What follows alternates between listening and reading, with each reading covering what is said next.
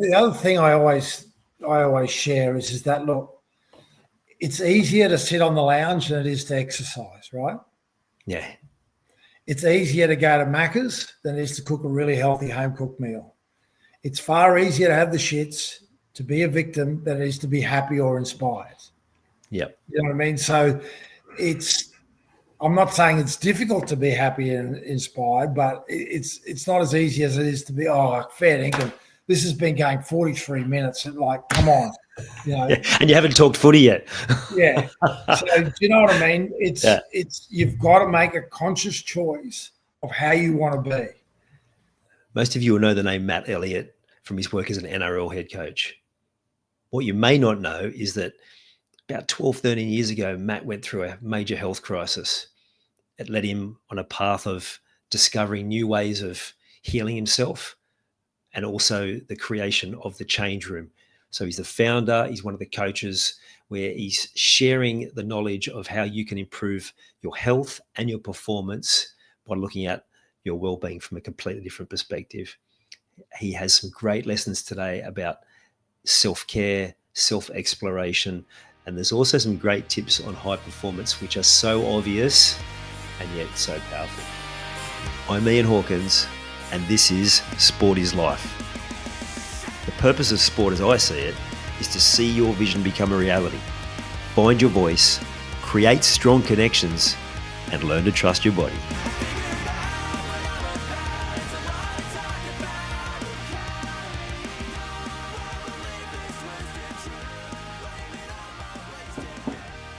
G'day, Matt. How you going? Yeah, I'm well, thanks, Ian. Looking forward to our chat. So should be a lot of fun. Yeah, me too. I've been looking forward to this one, especially given what you are doing now at the change room. I noticed you've got the book behind you. I noted with interest when I was looking at your story. I mean, obviously, a lot of the listeners are going to know you from your work coaching in NRL. I actually came across you. I can't remember what it was. It might have been. I spoke to one of your colleagues on LinkedIn. I can't remember what it was. Probably going back about 7-8 years ago.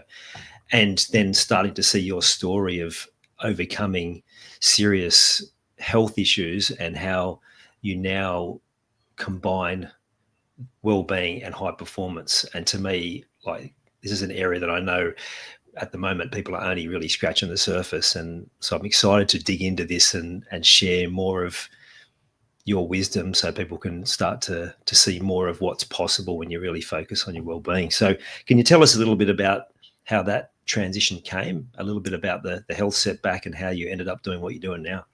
Well, the health setback actually came in 2012 when I was still coaching, and I was in between head coaching at Penrith and the Warriors. I spent a year at the Roosters, and I came across Anthony Minicello. So I got a background in sports science and thought I knew a lot about nutrition, particularly sports nutrition. And I got an autoimmune disease, which I retrospectively learned that was from lifestyle stuff.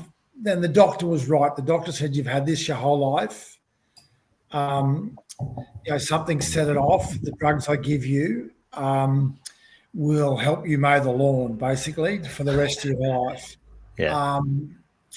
And Anthony, I didn't tell anyone because being you can tell by my orbit, we don't really say too much about that sort of stuff. So I thought I was suffering in silence, but Anthony Minicello recognised there was something not right with me, and he introduced me to a way of eating which was developed by a dentist in the early 1900s.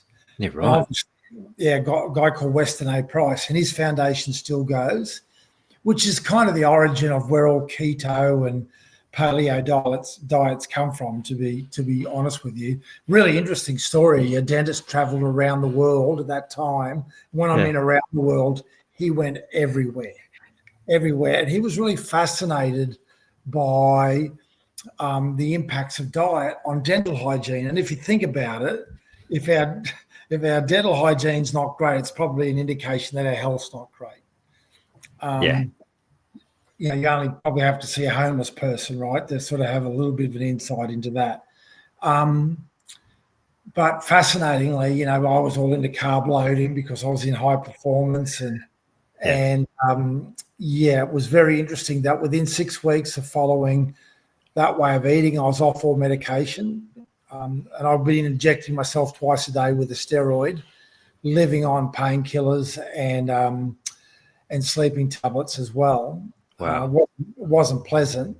Yeah, so I thought I'd cured myself.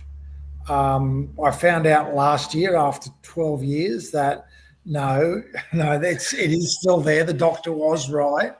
I can bring it back if I want to change my lifestyle. So that's kind of where the interest began. I obviously was still very engaged in rugby league then, but my health issues, which I kept quiet, ultimately sort of made me not as connected to all my players as I should have been at that time. So I take full responsibility with that. I probably should have addressed it, you know, a little earlier. Yeah. But again, finally, after coming out of coaching, I was very, you know, I understood that a high performance approach is actually not, that's not a real word. It's a human performance approach, because if it works for Anthony Minicello or it works for a gold medalist, it'll work for you too. Yeah. And so I started a program that, you know, when we now have 5 international best-selling authors, 3 TED talkers, 2 doctors that specialize in human dynamics. Anthony Minicello obviously was the first person I went to, who's now a nutrition coach, and it's starting to come out. I saw Cameron Munster come out and actually acknowledge him as well. And unfortunately, Minnie's way too humble. The amount of we've had over 3,000 people come through our program. Yeah. And, you know, we had a lady, she broke the record. End of last year, she lost 100 kilos following Minnie's. Wow. Yeah. And she'll lose more because she's getting loose skin cut off. But equally, in the same way of eating, the same way that cured me, we've had emaciated people come through our program, you know, because of overuse of medications and illicit drugs, and put weight on, eating exactly the same way. Yeah, wow. What I love about... I just said we've just, again, Australia's leading breathing coach who I met through Mick Fanning, a guy called Nam Baldwin as well.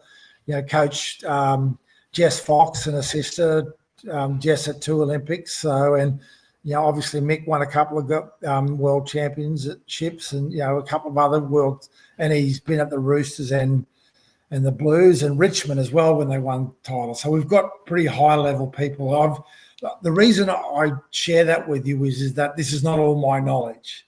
Yeah. You know, I've been so fortunate over the last decade to be able to tap into, you know, what is cutting edge or was cutting edge, now leading edge stuff, but it's all scientifically validated as well. Oh, I love that. I talk a lot about on this podcast, as well as obviously, you know, the leadership and performance stuff, but also how if you put your body in the right state, then it does have that capacity to heal itself. And that's my memory for Minnie, was he was just having repetitive injuries, and then he started treating his body in a completely different way, and a lot of those injuries started to improve. And that's obviously the basic version. I'm sure there was a heap of strengthening and rehab and all those bits and pieces, but I do remember him talking about that the diet and the lifestyle elements that changed were a massive element. So I forgot where I was going to head then, but if you look at what is happening, well, what was happening when you were NRL coach, and from my brief interactions still happening now, is that they're still in that environment. There's not a heap of clubs who are doing it at the depth that you guys are now. Is that about fair? You know what? There has been very progressive. And if you have a look at the performances across the NRL, you might have a bit of an insight into what clubs are doing it best. And it's, look, most of it, most new science is actually old practices. Mm-hmm. You know, and I don't want to sound cynical, but I want to deal with the truth here is that, like, there's a lot of stuff in medicine, and doctors don't do nutrition. Yeah. Most doctors, I should say, they don't do exercise. If I've got a broken leg, I know where I'm going. Yeah. All right. But what you get in sports environments, the doctor will sit with the physio and the head of performance and the nutritionist. So there's a holistic and an integrated approach to recovery, or not just recovery, by the way, performance. And that's where I've witnessed things that really work. What we see in normal communities, and it's been a battle for the last 10 years in my business in particular, is that doctors don't really listen to other approaches, and most doctors, I should say, and equally, it's the other approaches go, medicine's rubbish, this doesn't work, and we know, and it only treats the symptoms, you got to do this. I kind of sit right in the middle of that. Yep. Obviously, we need scientifically validated medicine, all right? And if we look at some of the introduction of how we're eating and some of the the practices in the medical side of things, they have a short-term impact, and I learned that if I didn't have pharmaceuticals, I would have been in a really bad place when I was ill. It just gave me the space to sort things out. Yep. But it wasn't the cure to what I wanted. So it just gets a little frustrating when you know the knowledge is there to make so many people in our country and on this planet make them well. It's there. It's not as though people don't know. They just don't work together, and it's really disappointing. Yeah, and I think that's where it comes down to a lot of the information that comes out. Even just at the moment, I noticed people talking about a story where a woman she faked having cancer and talked about these natural healing remedies, and so turned out she was fraudulent and used a whole lot of money that apparently she was donating for personal use.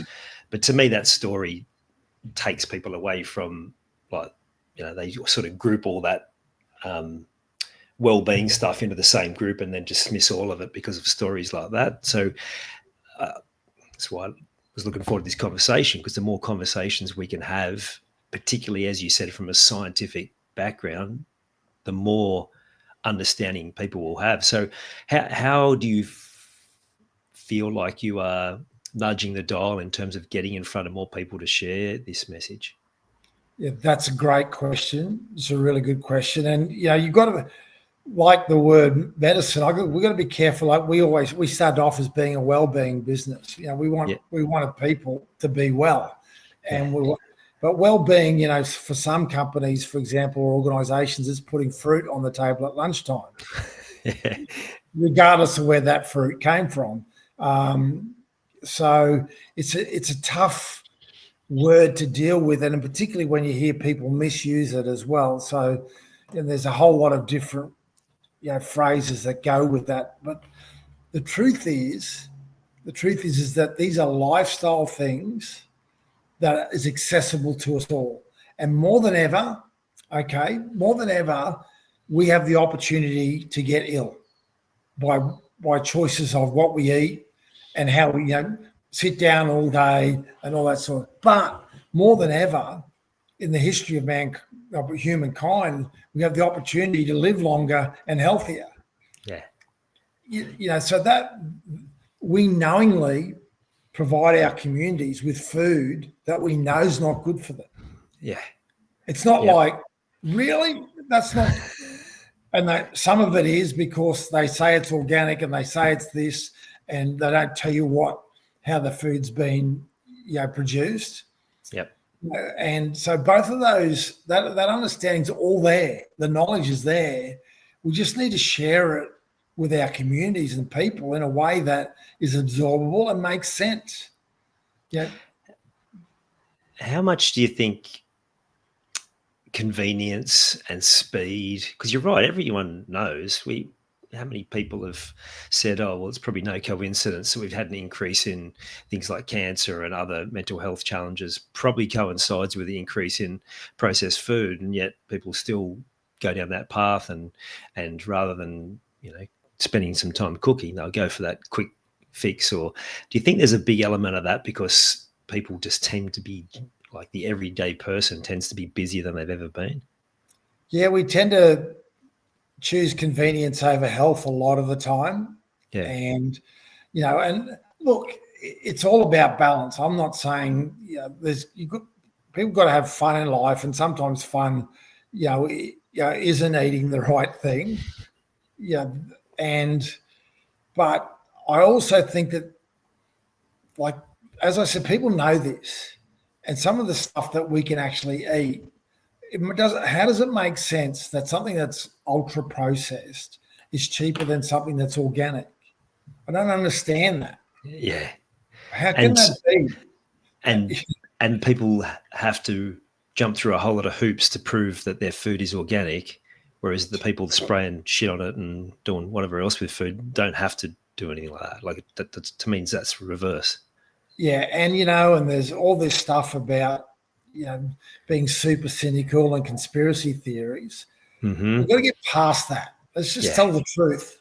Yeah. We have a look at the health of our nation in the last 20 years as opposed to what it was like, in the 80s. And it's look, and it's not as though we've become poorer as a nation. What we've done is we've given our people access to stuff that's not healthy. And if you wanted to be super cynical, there's a lot of money in people being unwell. Absolutely. I don't like saying that because I know some people have resistance to it. And I'm not saying that, I'm not having a shot at any medical fraternities or whatever. What I'm saying is that we need to address this. I look at what's going on in America, for example, and when you've got, 72% of their population is obese. Yeah. And I'm seeing it happen here. My eyes work. And we've got to give people different choices around, because as I said, we know how to keep people healthy. Yeah. More than ever, we know how. So let's do that, because healthy people are much better. Our communities will be a better place if people are healthier. And I can tell you that if we give them healthier food, that thing that we've called mental health, which is really about how people feel, would be reduced massively. Absolutely. My young fella just finished his HSC, mentally taxing time, because he's put a lot of expectation on himself, more than his parents did, but he had gut health issues by the end of it. And that was impacting his mental health. And a lot of it was, what he was eating. We go see a naturopath, gets put on the right track, and suddenly everything's improved. His physical health, his mental health, his energy, all of those different things. Like it's like you said, it's people just need to know. Like it's not an argument about it. You mentioned there about the 80s. Like every now and then you see people post photos of the beach in Australia in the 70s and 80s, and it's people looking extremely healthy, and you can't spot one overweight person in those photos. So like you said, we must be doing something wrong as a society if that's where we've gone from and to. And that's a visual thing, but have a look at like autism, ADHD, have a look at all these behavioral things. Where is that coming from? Look, we separate everything out, right? And we can say, look, we know that the gut biome impacts our emotional state, impacts our behavior. We know that exercise does it as well. So we separate that out as well. We know that our emotional state, how we think and feel also, but if you combine it all and you actually integrate common sense into this and go, like, I saw it was a while ago, like if we've got a health food section in our supermarkets, what does that mean about the rest of the supermarket? Exactly. Yeah. So I wish that was my phrase, but the point being is we know, and and it's not a separate thing. It's not about your gut health, and it's not just about exercise, and it's not just about what you consume in social media and what you watch on TV. It's a combination of things. And I reckon if you sat with 95% of people and went, look, if you know all this, what's the answer? They'd know the answer. What we've got to do is we've just got to reduce the accessibility to the shit food that we have. And, you know, like kids, they sit in classrooms all day. Yeah. You know, and then they come home and they sit at home looking at their phone. I'm not being judgmental. You know, I'm a 60-year-old dude and I look at my phone all the time as well. So I'm not having a shot at kids here. Yeah. What I'm just saying is that we need to start to go, and I'm not one of those people that go, oh, back in my day, let me tell you, mate. But surely we should be making kids active at school. Surely we should be giving them access to really good, high-quality food at school, on a regular basis, rather than being scared of the legislation around, well, they might injure themselves. Yeah, so I do work in schools in a number of different capacities, and I still do casual teaching as a trained PE teacher, and it still amazes me what happens in canteens. It's still there's a few healthy options, but most of those healthy options are still more of those processed foods that we talk about. And it's on one hand, lots changes, but on the other hand, there's lots staying exactly the same. And I think you don't have to be from a place of judgment. I look at your journey. If you were saying that from a place of having not gone on the journey that you've gone on, like, back in my day, well, that's different. But anyone who's been through their own massive setback and had to overcome that and then come out the other side, well, you're coming from a place of authority because you're not, you've know what devastation might be over the top, but the impact if you go down that path and you suddenly have a huge health setback, it's massive. And coming out the other side, you know from a place of passion and purpose what the alternative can be, right? And the truth is that it was preventable. Yeah. Right. The condition that I had. And the truth is like, as I said, it's all attached. So when I got ill, I withdrew emotionally, and I'm in a job where I have to connect to people on a daily basis. So guess what happened? I lost my job. I had a relationship breakdown with someone that really meant a lot to me. I'm so lucky my daughters hung in there with me, and they knew that I wasn't right. But I wasn't telling them I wasn't right. They just had to put up with this person, slowly withdrawing. I didn't work less. I worked harder. I still had the same commitment to the job that I had. But just, your job when you're coaching, for example, is you got to connect to people. Yeah. So, disconnecting from them and trying to do all these other things is dysfunctional. And I guess when you've been dysfunctional, you recognize it in other people really quickly. Yeah. And there's the old saying, there's two ways of learning, through suffering or awareness. Son, don't put your hand on the hot plate, right? Yeah. I really like people to, learn through the awareness side of piece the majority of time. We're all going to suffer at some stage. Yeah.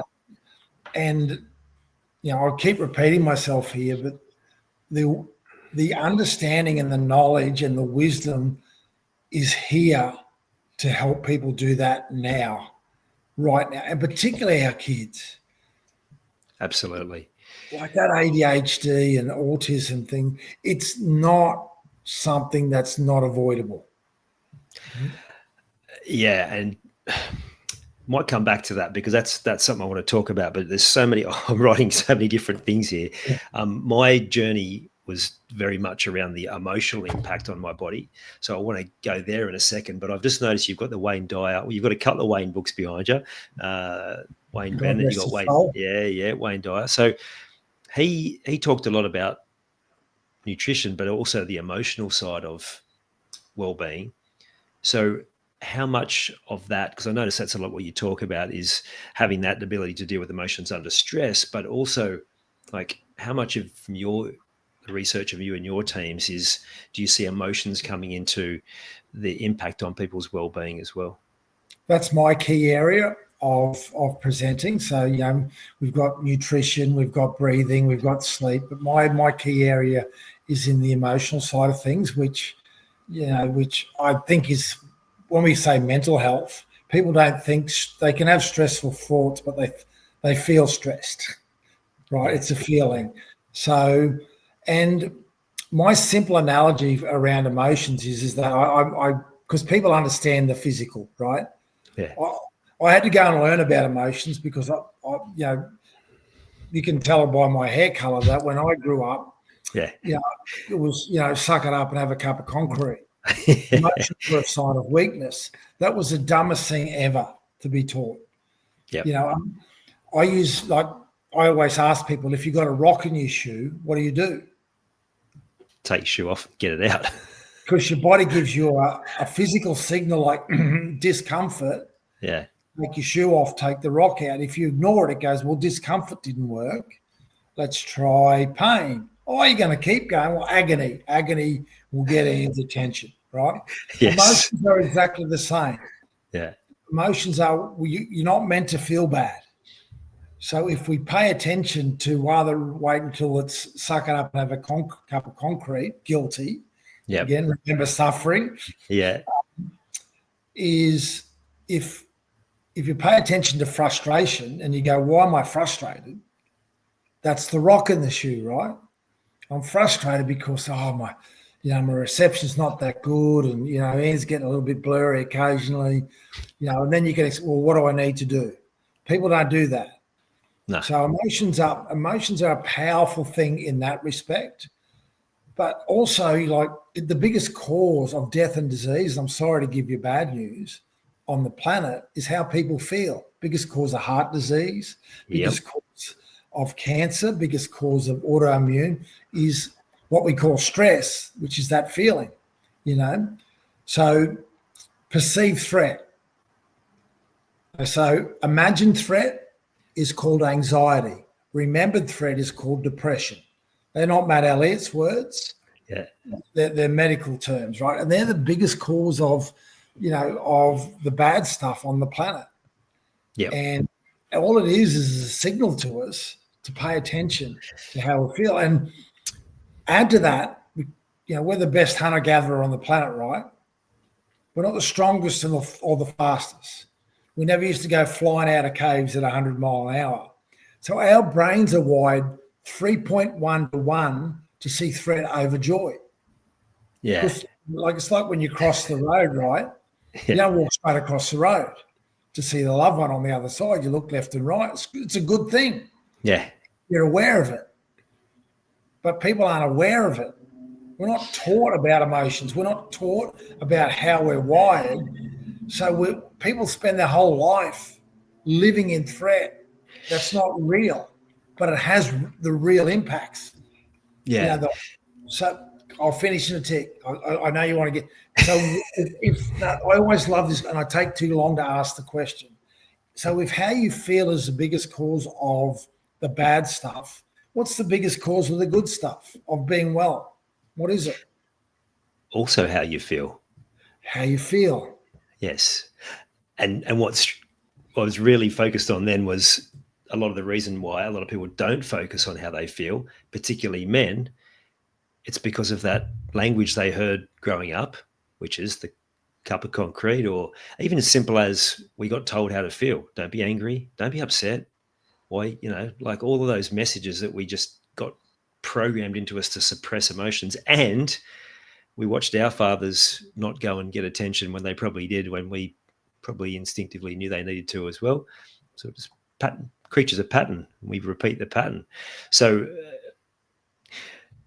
from what you've said there, it's that tolerance level, the rock in the shoe. I use the analogy, the feather brick in the truck. You'll get a tickle to pay attention, and if you don't pay attention to that, it's a brick. And if you don't pay attention to that, well, then that's when you'll get the truck, which is the autoimmune disease. Or for me, one of the trucks was my dad's passing, where I suddenly realized all those emotions I'd been suppressing all my life needed a home. And that can cause some serious challenges from a physical, mental, and emotional health perspective.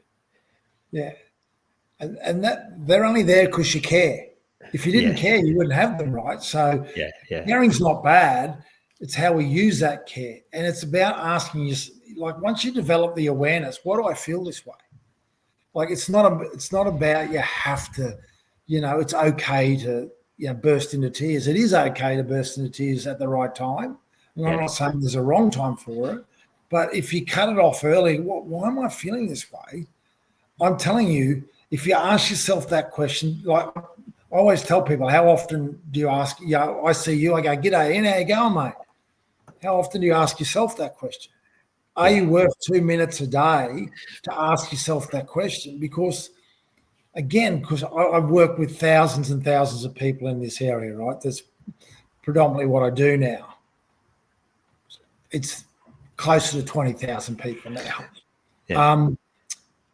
Is that I'm telling you 95% of the time, and this is not science, but in my experience, is that people have the answer. Why do you feel that way? Well, because, and they give you the answer and you go, well, what are you going to do about it? Yeah. So how often do you ask that question? Well, to yourself. So we're experts in the places we go, the things we do, the cars we own, everything, but we're not an expert in ourselves because we don't take the time 2 minutes a day to ask yourself, how am I going? Because what? I've tried lying to myself and it doesn't work. You just go, come on, mate, far out. Yeah. And that knowing nags at you again and again and again. It's funny you mentioned there about often we know. When I introduced the concept of different events from people's lives causing the illness or the injury or the recurring pain that they're having, they usually can go straight to it. Oh yeah, it started when this happened. And yet they still want to go back and treat not the cause, but the symptoms. And again, mostly because similar to what you said at the start, they just don't know. They don't know any better. And so they just go and repeat the same thing. And as when people aren't having those conversations with themselves and their mental and emotional health declines, what I find generally happens is that their level of tolerance is so high and all they're looking to do is stay above the line. They're not looking to improve, which is why the premise of this podcast is, but that's different in sport. I don't know if you've read Paul and Tammy Rue's book, and at the start of the book, they talk about like living like an athlete. It's a snippet from another book. And, like athletes, we walk tall. We're always looking to improve ourselves. We're having those conversations with ourselves and our coach and all those different things.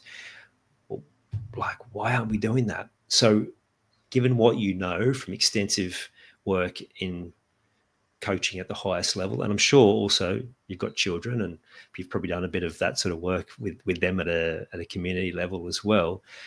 What's the key message for the people listening to this? And again, a lot of them are going to be those stubborn men that we talked about before, to help them to be able to start looking at things differently through that lens of that sports mentality, to start taking it upon themselves to find that improvement. Become an expert in yourself. I love it. Just give yourself, and it doesn't take, you don't have to, like, to go to the gym or whatever. It's an hour session, every day or whatever. This is not an hour session every day. This is 2 to 5 minutes. Yeah. And you've got most of the answers, I promise you. And then the answers you don't have, I've got mentors and people I trust in my life. I go and ask them, well, what do you reckon I should do here? Yeah. And we could really complicate that, couldn't we? And I could do a whole lot of things that, look, I sit with my eyes closed every morning and every night, because I understand what recovery does. When you close your eyes, it blocks out a lot of stimulation, right? So, you can call it, mindfulness, meditation, breathing, or whatever you want to call it, right? But all I do is, I do all that sort of stuff. But it's not anywhere near as important, as far as I'm concerned, as to look at myself and go, right, how you going, mate? Going good. Why?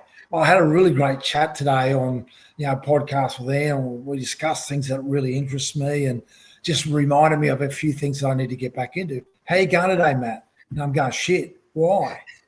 And yet most of the time you'll have the answer. So you take the rock out of your shoe. And I know that sounds super simple, and of course it's super simple. It's like saying, I'll get up and, have a walk every 10 minutes, every hour if you're sitting in front of a computer. Yeah, people go, oh, yeah, but they don't do it. No. because it's too simple. I need something complicated. I just feel like if that around that, it's not the whole answer. But if you just become more self-aware, is there really any need for me to be anxious about this? I'm sitting here, I'm talking on a podcast. Do I really need to be anxious about it? Actually, no. Yeah. Yeah. Well, what could I do? Well, I could just sit here and, regardless of how it comes across, just express how I feel and what I'm thinking. You know what I mean? So, yeah. So instead of getting uptight, because the cumulative effect, see, all those things like being anxious isn't a bad thing. Because survival instincts. It's being angry isn't bad. Yeah. It's just, because sometimes you need to be, right. Mm-hmm. Being scared isn't bad. None of them are bad things. But if most of the time when you actually start, like crack someone at the door, what's that? And having anxiety around that doesn't last a long time. All these, we're not designed to be in this state of threat for hours, days, months. So that's where the chronic impact of how we feel comes into place, because, the cortisol, the adrenaline, the noradrenaline, the cumulative effect of it impacts us all differently, because we all have different genetic makeups. For you, it might be autoimmune. For me, it might be heart. For other people, it could be cancer. You don't know. It could be a whole lot of things, skin conditions, everything. But and I really believe that, look, I've had the opportunity to, talk to a lot of people my age around this. Yeah. I've had a lot of opportunity to do it, with people that are business leaders and adults. It's really, and we've had some amazing results. But if we were taught this as kids, yeah, I don't need to teach you maths. No. I don't need to teach most people how to spell. Well, you don't need to anyway, because just pick this up and it does it for you. But I'm just saying is that it's just our lack of awareness in this side of things. And it's like you said, your subconscious conditioning is from your dad. Yeah. And what you got taught, and how mine was the same. Is not my dad was the best dude in the world ever, but never raised his voice. But expressing your emotions or saying that you're feeling sad or something wasn't something that you did. No. So it's teach kids how to do it, and how not just that it's okay, but how do what are tools that you can manage this with? Yeah, and I think the big thing is, rather than just keeping them at that line, it's like, how do we keep raising the line for them? How do we teach them those really simple high performance strategies to help them to grow more, to then do what you're doing, which is then pay that forward. I tell my kids all the time, they're like the best billboards for me because of how they carry themselves, not because I was an amazing parent, not at all. I made a heap of mistakes. It's more that they've watched me change, and they've seen the things that I've changed by paying attention, having that self-awareness, like you said, and taking the time to actually do a bit of stuff for myself. And sometimes people listen to this, you've thrown a fair bit at them. Sometimes that can seem quite daunting. But like you said, it comes back to a couple of minutes a day. Like you've mentioned closing your eyes, and I love how you describe that, because sometimes meditation can seem a bit a lot for people to deal with, and they might think that that's too hard and all this. But yeah, just shutting your eyes and just being with yourself. But what other strategies can they use? Like I'm big on journaling. That's something I learned from one of those initial mentors for me, Jim Rohn, and guys like Robin Sharma. And I just know how powerful that process is for those 2 or 3 minutes a day. Is there any other strategies that you can pass on to the listeners on how they can have a bit of structure to that self-awareness time? Yeah, definitely. Journaling is, if I showed you how many journals I've got, it's quite interesting journaling, because it's not, I never revisit anything that well, I have done recently just because I'm writing another book after one that's just about to come out. But look, you've got to find your way. Yeah. You know, whether it's having those conversations with people that you trust, whether it's actually writing stuff down, whether it's, you know, like journaling for a young person might be, yeah, well, that's not what you did 1,000 years ago, but we're not into that now. We do it this way. You've got to find your way of how you actually record how you feel, what you're thinking, and what you want in life. And when I talk, I'm a bit over goal setting. It's really, we're human beings. So it's how do you want to be? How do you actually want to be? And this is what I got terribly wrong. You know, I was more about this is what I want to achieve, and when I achieve this, I'll feel good. No. You know, I always use Mick Fanning as an example, right? I got to work with Mick, you know, as a consultant for a long time. You know, and a lot of this, he was a world champion before he was a world champion. Okay. Yeah. So I use this analogy in recent times is that, you know, there's electricity can make heat. You understand that? Yep. And heat can make electricity, right? Yeah. So an event can cause a feeling. You score a try, yeah. You win a lot, yeah. But a feeling can also cause an event. Now, I have to tell people the bad news, like feeling bad for a long time causes that bad stuff that we talked about before. Yep. If you're feeling good for a long time, there's other outcomes that will come with that as well. Yeah. You know, so it's how you're being. It's not waiting for something to happen to feel good. It's actually conditioning yourself. How do you want to feel? Well, start now. Start feeling that way now. And the other, you know, people call it the laws of attraction or the laws of, no, for me in high performance, you know, I've very rarely seen anyone, you know, when Mick won the world title, you know, he wasn't like, oh goodness, how, you know, it wasn't like winning the lottery. It was going to happen. You know, very few athletes I've seen are surprised when they do something amazing because they felt that way prior to doing it. And we've all had that, you know, whether it be in whatever, whether you're a dancer, a singer, you know, an athlete or whatever, where you're in that zone, what, you know, in the flow zone, they call it. Yeah. You felt that way before you actually performed that way. Yes. Yeah. And that can be in any part of human life. So you've got to actually understand how you want to feel, how you want to be.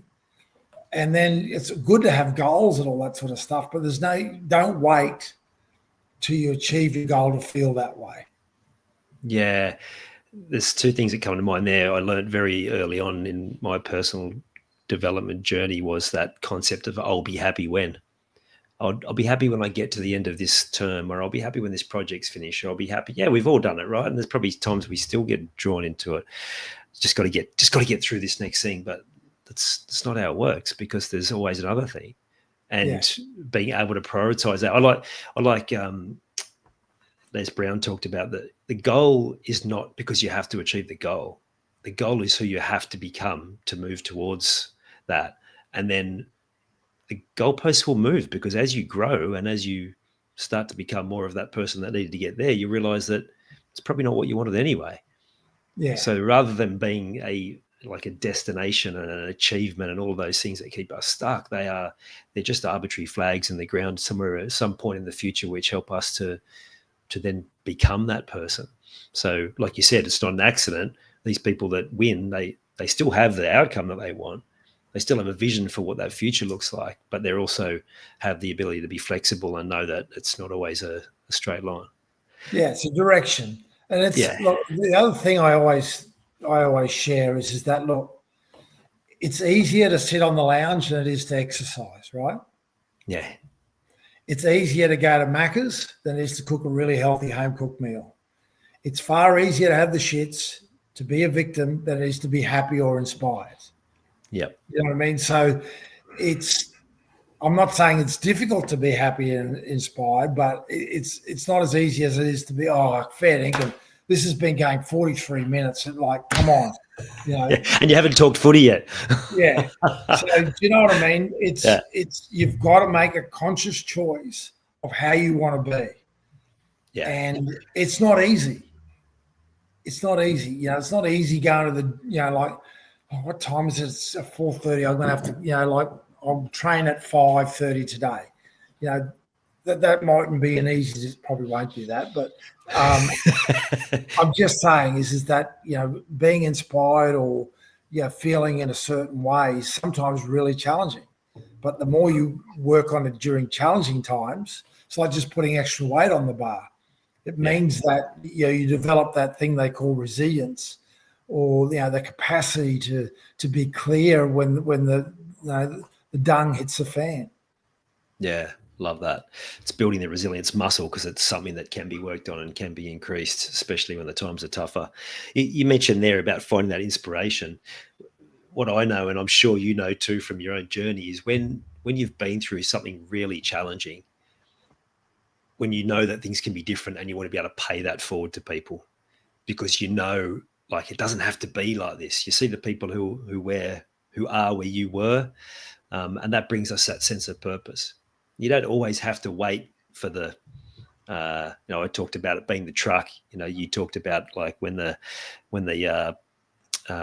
pain gets to that level of excruciating. I can't remember the exact word you use, or agony, I think you said. Yeah. But you don't have to get to that point to find a sense of purpose. So I'd love to hear your thoughts, because I'm sure within the change room, this is an element you talk about. I'm sure when you were coaching footy, there was an element of that as well. What can you share around the sense of purpose? How much you have from what you're doing now, given that you're giving back, and how important that is for people's well-being? I think the thing that we all see, and the biggest issue with this, is the purpose has to be, again, about you. Yeah. And I'm guilty of this, so please don't think I'm being judgmental of anyone, is that quite often, people see abilities in us and see capacities in us, and they want to help, for all good reasons, help us shape this purpose, in our life. So I think any real consequential purpose and any real achievements come when it's been shaped by yourself. Yeah. Where you actually understand. And that's where journaling is really helpful. I find the tactile nature of journaling. What is it I actually want in life? How do I want to be? And what is it that I want? And we're so, I tell you, is that what I would do when I do that? I write it all down and I go away from it. I go back and read it, because quite often I go, no. My subconscious conditioning is I'm still not over that. Yeah. So, I'm looking at how people will look at me externally. What I think, all the parameters that we have placed on us in life about, income and, what we need to do to do all these different things. I think real purpose comes from, self-exploration. And the more that you can do it, the more that you can understand yourself. And that's not to say that you ignore other people. That's not to say that you don't help other people do the same thing. Yeah, but you got to ask the right questions of yourself, and you got to ask the right questions of other people, rather than, I always, I shouldn't give this away, but I'm doing a talk on this at some stage, and this is First Nations wisdom, is that, in us we have a tormentor, that loud voice in your head that I call like the loud fan of the crowd. Get him on side, sets there that, you didn't pay to go and see that person, but that's all you can hear the whole time, right? So we all have a tormentor, that loud voice in our head. That's like a screeching cockatoo in your head. And then you have a mentor. So you have a tormentor, and then you have a mentor. And your mentor is what I call the quiet coach. That person where the part of you where purpose resides is not going to come to you and tell you need to do this. Yeah. You actually need to go to the quiet coach and go, man, what do I need to do here? What do you reckon is a good idea? And like most really great coaches, your quiet coach will probably answer that question with a question. Yes. Spot on. That's a really good question, Matt. Like, have you put any time into this, and have you thought about this enough? So, and again, the tormentor is only loud because it cares. Yeah. It's not there because it's trying to, send you off and get you kicked out of the stadium, right? Yeah. It's there to get your attention. But the more that you go to the quiet coach, the more that the tormentor goes, oh, I may as well shut up because it's not working. Yeah. It's like the tormentor is like the screeching cockatoo. It's the warning sign. It's there for a reason. It does serve a purpose, but the best description I heard is it's your servant. It's not your master. Yeah. It's there to help you on the journey, but it's more of that quiet voice that's going to be helping you to master yourself. Well, I tell you, if you tell it to shut up, it just gets louder. And, if you try and ignore it, it gets even louder again. So the only way to make it quieten it down is to go somewhere else to get the advice. And it goes, oh, well, you're not listening to me. I'll shut up then. That's good. I like that. So, yeah. And, that's what you got to do.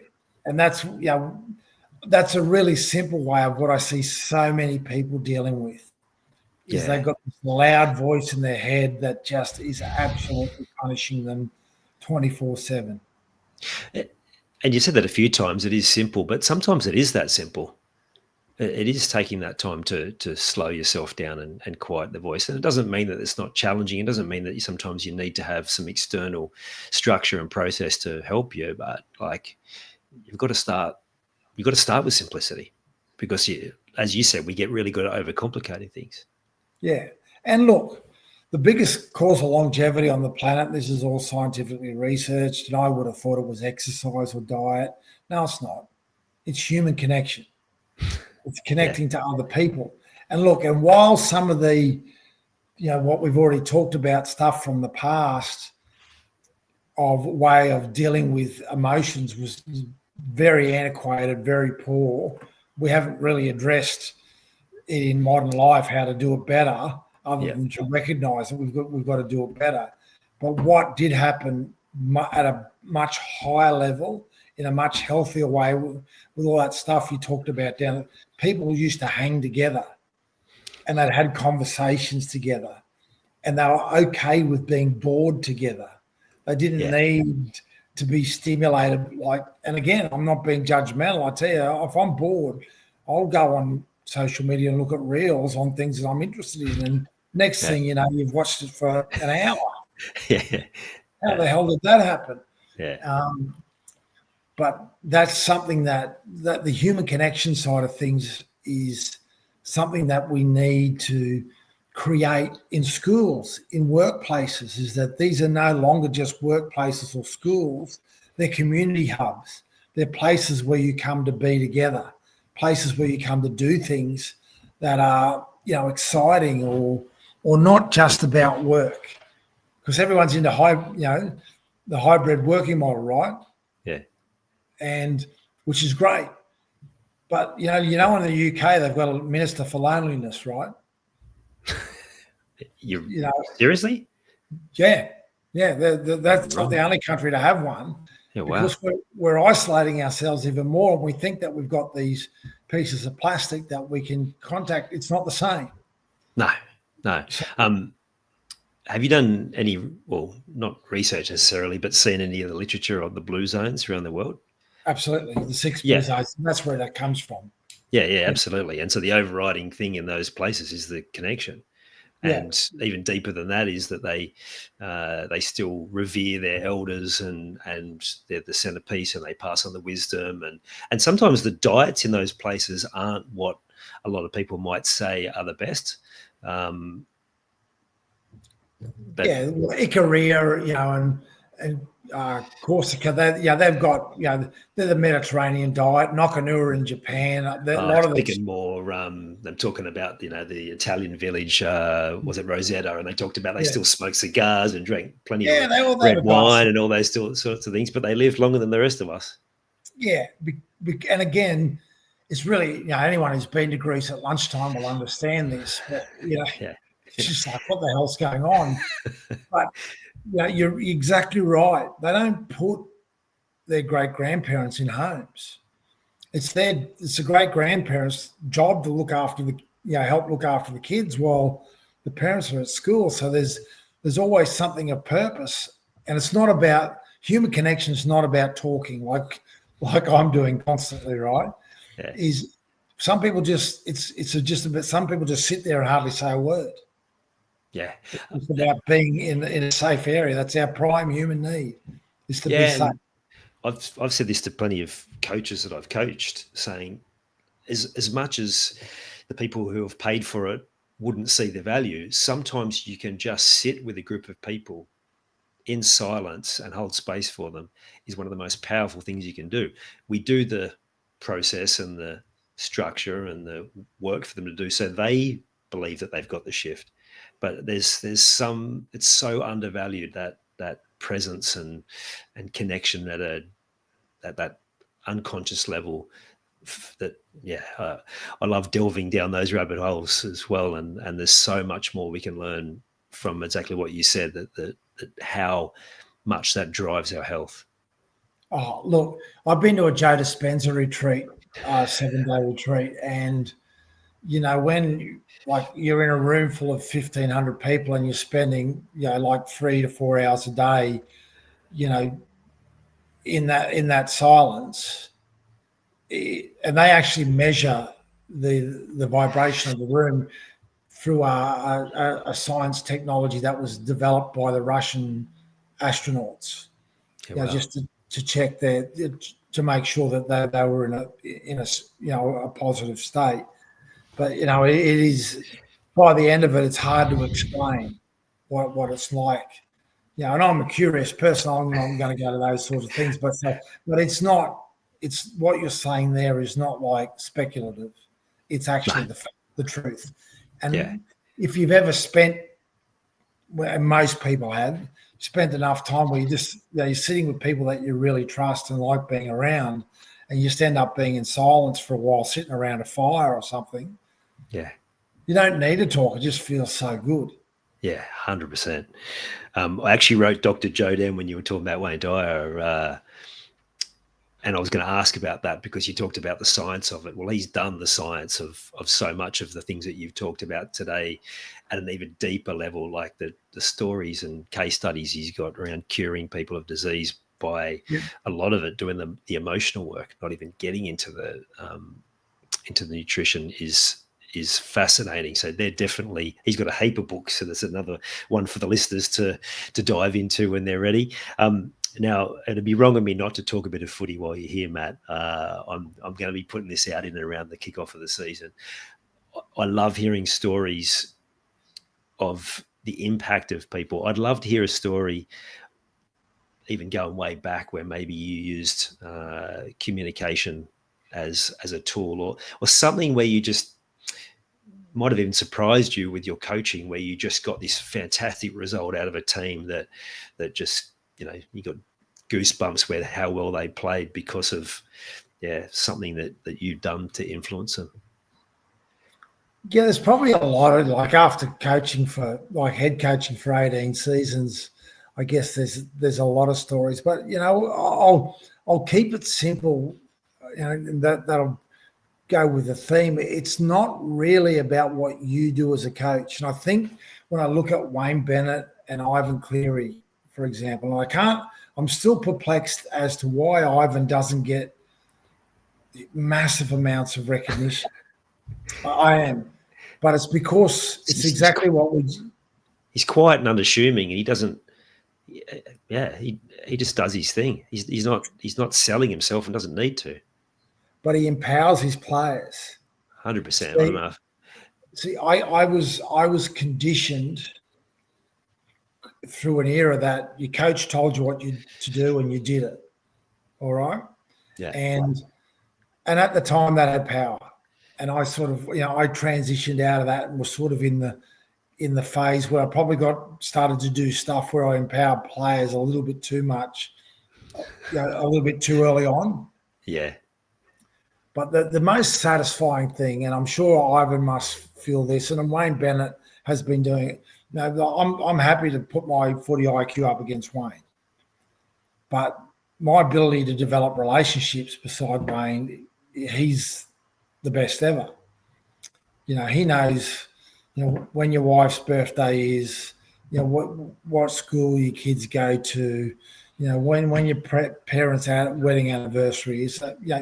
So do you trust that person? Yeah, 100%. So it's when you get. Well, I learned this early. I was a better coach early in my career than I was later in my career. And I remember when I was at Canberra as a really good example, is that I was quite gnarly in my first year there. But about halfway through the preseason the second year, I went, hang on. Yeah, they're self-regulating here. They don't need me anymore. They don't need me to do that. So when the players start going, hey, don't do that, we do this here, that's the most satisfying thing. When the group takes charge of themselves and empowers, and it's not only moderates each other, but also empowers each other. And that's what I see in the best teams in the comp now. Is that it's not about they're out there executing a plan to the letter. I can see that the connection between the players, they're having fun. Yeah. You can tell they work hard. You can tell that they're really committed to their craft. You can see that. I know footy pretty well, but I can also see that they self-regulate, and that's been empowered by a very smart mentor, very smart coach who knows how to connect people in a way that they understand each other's vulnerability. They understand, what each other are best at. They respect that they're not great at everything, and I do look in all of that, and it's not as though I look back and go, I didn't know that. I actually did know that.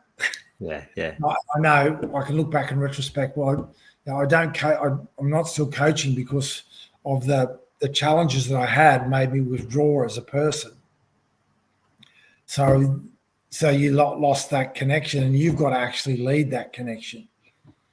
And that's what I admire the most. I reflect on those times, and that's my favorite times as a coach, where you've created that feeling. But I look at the best coaches now, and maybe because I'm just, you sometimes you look, you see what you're looking for, but that's what I definitely see.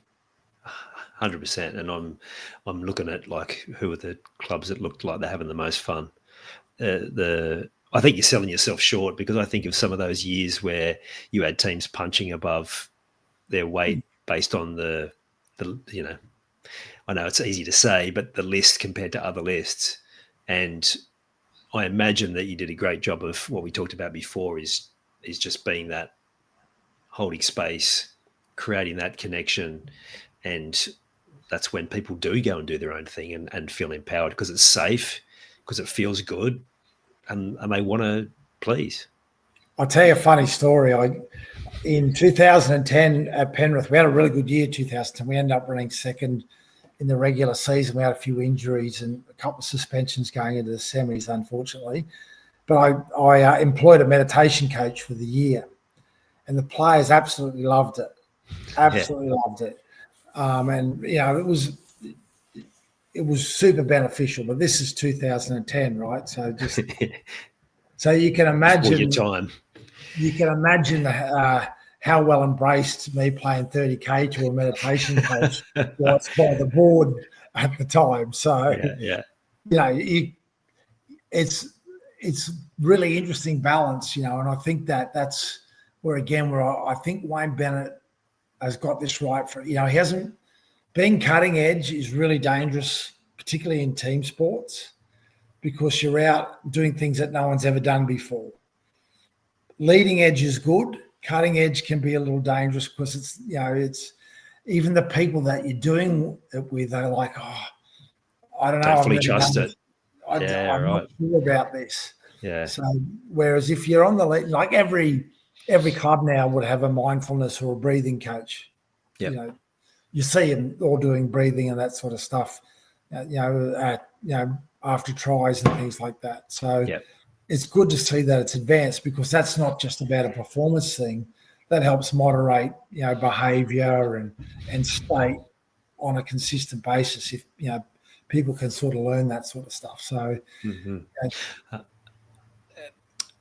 I'm going to say something, and we can take this part out if you want, but I remember, because I feel like you were definitely ahead of your time.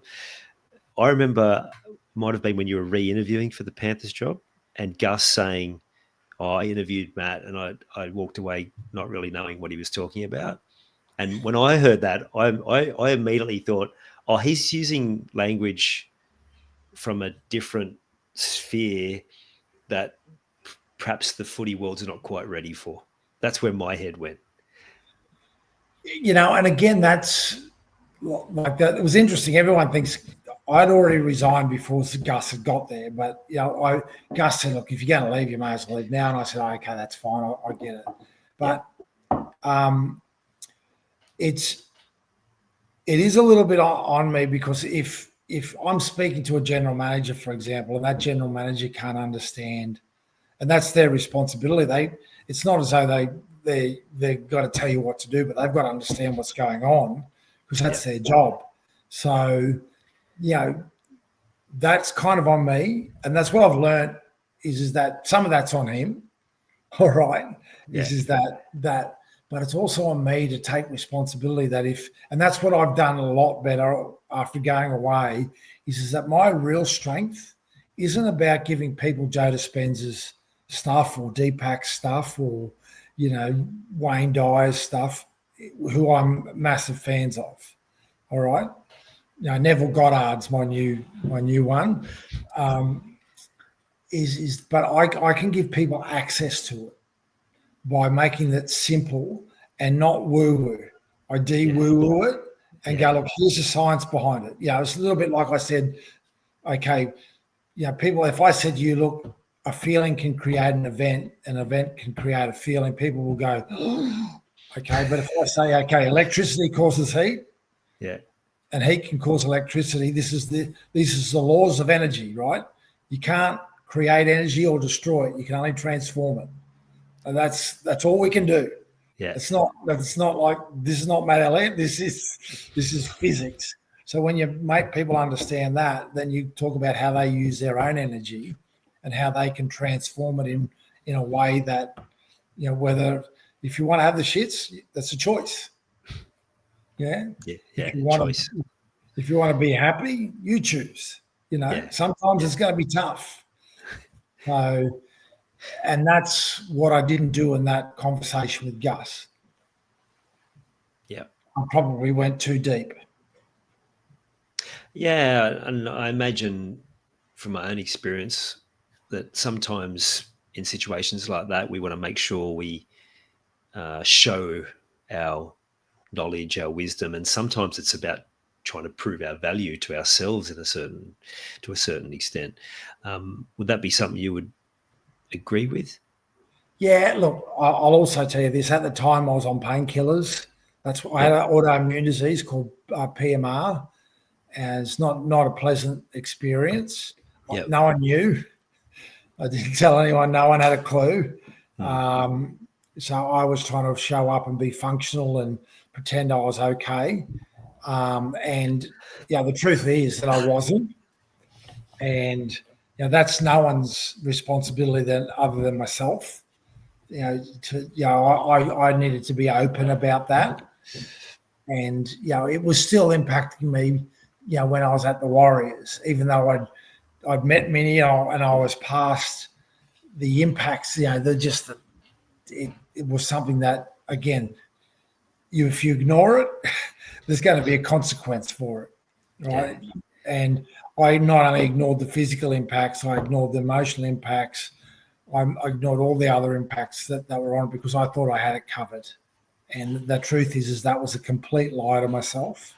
It goes back to what we, go right back to what we said, because I wasn't checking in on myself. Yeah. Mate, I'm working 18 hours every day. What do you mean? I've got time to check in on myself. Yeah, which is a complete lie. Yeah. Yeah. And so, that's what I find is that when you can look at stuff like that and take responsibility for it, that's where I put myself in a position where I can make a difference to myself and to other people. Yeah, love it. One of the things that I get people to do is prioritize what's most important in their life. And generally they put partner, kids, sometimes work. But when it comes down to it, when people are at their toughest times, what they realize pretty quickly is the most important thing is their own well-being. They're not worrying about what's going on with work. They're not worrying about anything else except just managing that. And often, while they may then decide they're going to put themselves first, their inventory of their life will say they're doing something altogether different. What's the best tip for people who are just tolerating, who aren't taking that time to take that self-responsibility to check in with themselves? What's the best tip to help them shift their thinking so that they can prioritize that time for them, which will then flow through to the most important people in their life and, of course, their work as well? Yeah, our mate up here behind us, Wayne Dyer, I think explains it the best, is that, I remember him saying, if you want to sell orange juice, you need oranges, right? Yeah. You can't make orange juice without oranges, and you want to love your family, you want to love what you do, okay? You got to love yourself because you can't give away what you don't have.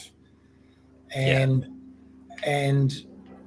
I remember one of my key mentors, said to me, and this changed my life. This is when I really went on expedition. He said, your state's contagious. I said, what do you mean? He said, well, your state's contagious. I said, what do you mean? What do you mean? I'll tell you what I mean, so your state's contagious. And I went, oh, okay, yeah, I get it. He said to me, what are the people that you love and care for catching off you? That's good. And I went, I didn't know. It never fails to make me tingle up a little bit because my answer wasn't great. So, I had to work on my state to make sure that, so I had to work on myself. I had to love myself, which is a really tough thing to say for a white Australian male, right? I love myself. Yeah. Because that used to be the biggest insult of all time. Yep. But I had to learn to do that. And what that's allowed me to do as a granddad, as a parent, as a friend, is to love people at a level that I never thought I'd be capable of doing. Fantastic. And if you need any more inspiration than that, I don't know what you need, because if it's what we all want, right? We want to have those better connections with the best people and most important people around us. So your state is contagious. Fantastic. So Matt, the impact of sport on your life has been multifaceted. I'm big on what the impact that sport can be a gateway to so much more of that community you talked about, more of that sense of purpose, more of that improving well-being and health. But do you have a vision for the future where the impact of sport can flow through to some of these things we've talked about at a greater level? The impact of sport, well, particularly high performance sport, will always continue to have the opportunity to do that, right? So for two reasons. One, you've got to be a little bit adventurous. You got to sit out on that leading edge, because if you're doing what teams were doing 5 years ago, you're going to come last.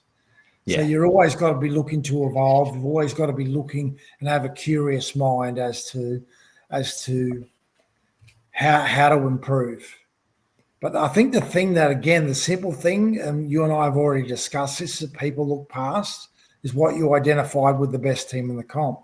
The most underrated high-performance tool in the world is fun. Yeah. Now, I've done work at Google, right? That's a hard-working organization, and they're going through some challenges at the moment, but they have fun in that environment. I think the best footy team in Australia, rugby league team in Australia, my eyes work. I don't know what they do, but they have fun. Correct. And if you're involved in sport and it's not fun, you're not a high performer, in my opinion. Yeah. If you're looking to learn from sport and you can't take away the fun bits of it, and you just want to take away the science and and the data from GPS and all that sort of stuff, you're missing. That's really important. But if you miss that, again, the simple stuff that we've talked about, your state's contagious. And if you're not fun, people are just going to love being around you, aren't they? Yeah, correct. What sort of, I was thinking then when you were talking about, the best team in the comp, I think that's why they trigger people a lot too. Like, how dare you be successful and fun and be yourselves, and the Boombox Boys and all those different things. Like, people from other clubs don't like that. Whose problem's that? Exactly. That's what I'm saying. That's what triggers people. Like, to me, that's one of the great gifts of sport, is like it really holds a mirror up to people's stuff. You've only got to go in any chat rooms or community groups or whatever, and there's people just at each other, people from the same clubs.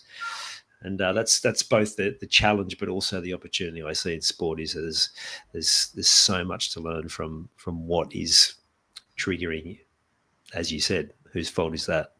Self-awareness. Well, yeah, that's self-awareness, and that's got nothing to do. This is a really tough thing to do as well. Is that sometimes when you are enjoying things and you're doing well, and people are questioning you, it's not actually about you at all. No. Nothing to do with you. So the people that Panthers trigger has got nothing to do with the Panthers. Nothing. Zero. It's to do with them and their envy or whatever it is. And they need to take the rock out of their shoe. Yeah, we could start a whole other conversation about that, like the grief that Latrell gets, which is, shining a light on a whole other part of our society and similar things, and plus, other areas. But it's the same thing. It's got to start with self. And I love how throughout this conversation, Matt, that's what you've really highlighted, whether it's taking the time to spend some time with yourself, or the words you use were self-exploration. And that really is the key for anyone listening, but also for the future of how we create more connection by starting with self. So thank you for really highlighting that message and for sharing so much of your wisdom. Is there anything else you'd love to share before we wrap it up? No, it was, I really enjoyed our conversation. Obviously, I'm not going to apologise, but we went a little deep. We went a little deep, but that's my truth, and that's I think it's important that's shared. Absolutely, and I think people have never been more ready for it, and some are still not going to be, and that's fine. But for more people like yourself, particularly coming from a place of science and taking some of the woo-woo out of it and making it simple, much needed and hugely appreciated. Thanks so much for coming on, Matt, and investing some time here. No, it was good fun. Thanks, Ian. Cheers, mate. So like Matt said there, he went pretty deep on a few things. To me, the lesson though to take away from this particular chat was how important it is to have that self-exploration. So to spend some time with yourself to start looking for answers, because the answers more often than not are there for you to find. I love the description of the importance of connection, such a simple thing, but how much that feeds into our well-being, and also how important fun is for high performance. So add those to your game plan if you haven't already. And if you haven't subscribed, there's a heap of people who are watching and listening and haven't subscribed yet, or hit the follow button. So whichever platform you're in, please do that. Helps me get in front of more people to get more high quality guests like Matt. And if you could do that for me, I'd massively appreciate it. You've taken the time to listen to this whole episode. Now it's time to take action. Commit to one thing you've learned today and make it happen. And to avoid any obstructions, join the Sport is Life movement by clicking on the link in the show notes.